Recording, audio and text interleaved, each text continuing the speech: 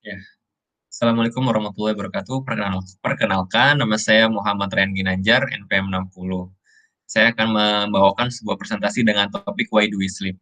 Jadi, kenapa sih kita tidur gitu? Ini adalah konten yang akan saya bawakan.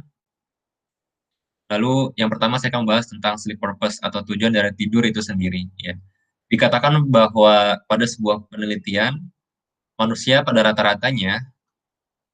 rata-rata usia manusia, misalkan manusia ini sampai ke umur 90 tahun, dia akan menghabiskan waktu sekitar 36% dari hidupnya itu untuk tertidur gitu, atau sekitar 32 tahun misalkan.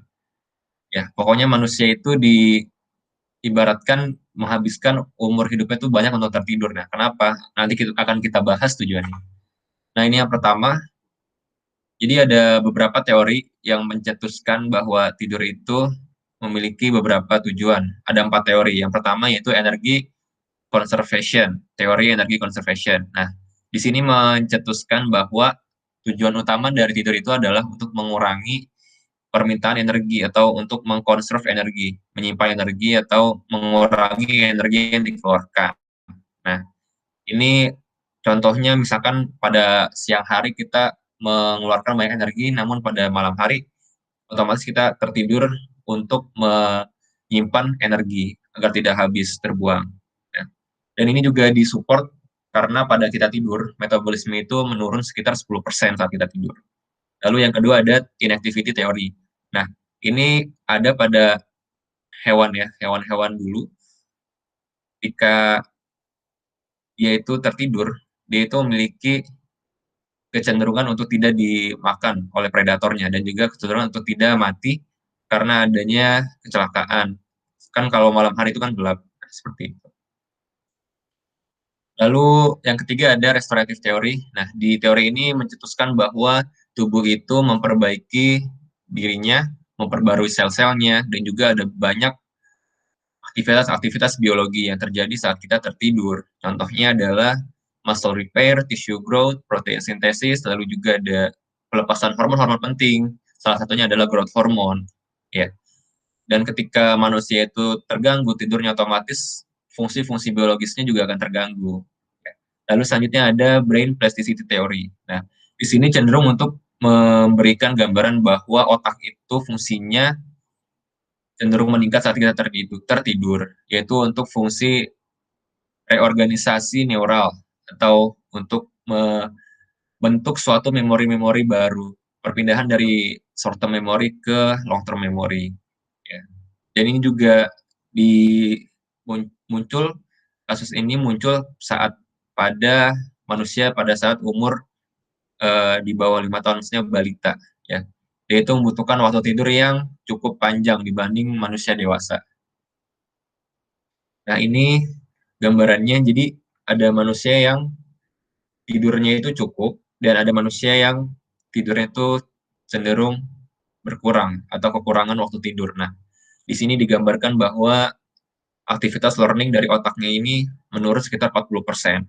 Lalu di sini juga dimunculkan bahwa brain activity orang yang tertidur itu cenderung banyak ya di bagian hipokampus untuk membentuk memori-memori baru, lalu atau memory consolidation. Lalu untuk yang tidak tertidur ini cenderung menurun gitu kan aktivitasnya. Nah, ini ya, tidur itu sangat penting. Dia bisa meningkatkan faktor-faktor ini, lalu juga dia bisa menurunkan faktor-faktor ini. Ya, di, di, digambarkan pada gambar yang ini bahwa saat manusia itu kekurangan tidur, dia akan menurun imun functionnya, lalu akan ada peningkatan gen-gen yang mempromot tumor, lalu meningkatkan inflamasi dan juga adanya gen-gen yang cenderung menimbulkan cardiovascular disease. Nah, ini yang kedua, saya akan membahas tentang EEG. EEG adalah elektroencephalogram. Nah, jadi elektroencephalogram itu adalah sebuah alat atau sebuah gambaran yang menggambarkan aktivitas elektrik di bagian otak kita. Dan ini ditempelkan di bagian kepala di sini, di bagian scalp. Ada elektroda yang ditempelkan. Nah, ini seperti ini gambarnya, contohnya. Lalu yang ketiga ada sleep wave and sleep stage. Nah, sebelum kita menggali lebih dalam lagi, kita harus menyamakan persepsi tentang consciousness. consciousness ini dibagi menjadi dua, yaitu awake dan juga sleep. Consciousness awake dibagi lagi menjadi dua, yaitu adanya awake alert dan juga awake tired. Nah, awake alert ini ada satu wave yang spesifik, yaitu beta wave. Nah, wave ini adalah sebuah gelombang yang dideteksi sama EEG tadi. Nah, beta wave ini ada pada saat kita awake alert. Lalu alpha wave ada pada saat kita awake tired. Maksudnya bangun tapi lelah gitu, capek, ingin tertidur. Lalu adanya consciousness asleep. Nah, saat kita asleep, di sini ada dua jenisnya, yaitu non-REM dan juga REM. Nah, non-REM ini dibagi menjadi tiga lagi, yaitu N1, N2, N3. Nah, di N1 ini karakteristiknya muncul theta wave, di N2 ada K complex dan juga sleep spindle, lalu di N3 ada delta wave. Nah, N2 ini adanya K complex itu yang amplitudenya tinggi, dan sleep spindle ini yang frekuensinya tinggi. Bisa dilihat di gambar. Lalu selanjutnya, nah ini lebih jelas lagi gambarannya tentang stage 1, stage 2, stage 3, dan juga REM sleep.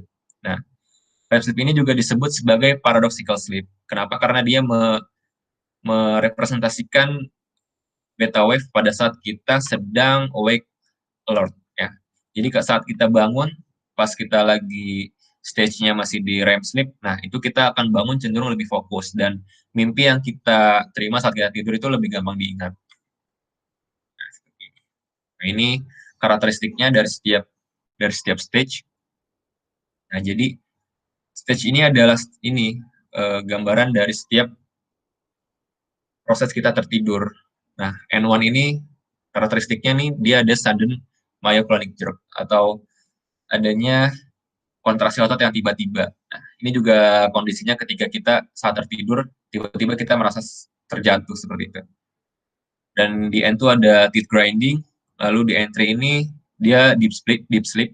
Nah, ini untuk yang REM sleep. Nah, otot kita cenderung immobile atau atonik. Ya, ini berfungsi supaya saat kita mengalami mimpi, itu tidak terjadi apa-apa terhadap tubuh kita, guys, tidak bergerak. Nah, selanjutnya ada sleep cycle.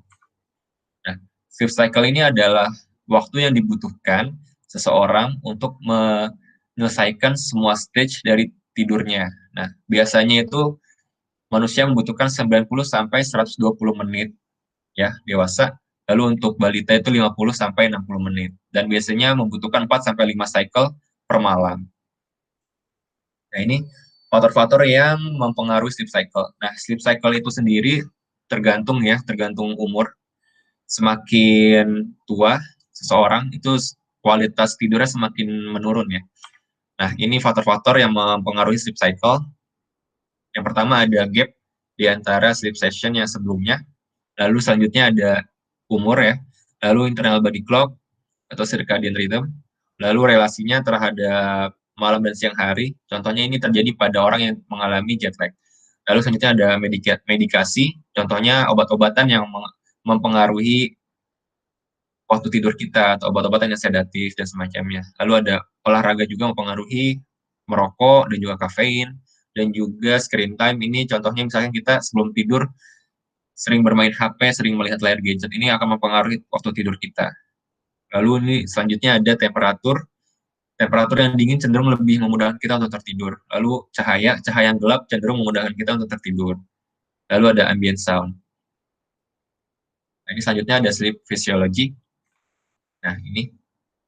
Jadi, kesimpulannya adalah daily cycle kita atau circadian rhythm kita diatur oleh struktur yang namanya suprachiasmatic nucleus di bagian hipotalamus. Nah, jadi saat malam hari, ketika mata ini terpapar dengan cahaya, ya, cahaya ini akan dideteksi oleh fotoreseptor, reseptor cahaya di bagian retina, dan impulsnya akan menjalar di bagian optic nerve, lalu masuk ke suprachiasmatic nucleus. Nah, suprachiasmatic nucleus akan mesinyalkan lagi ke pineal gland untuk menghasilkan melatonin.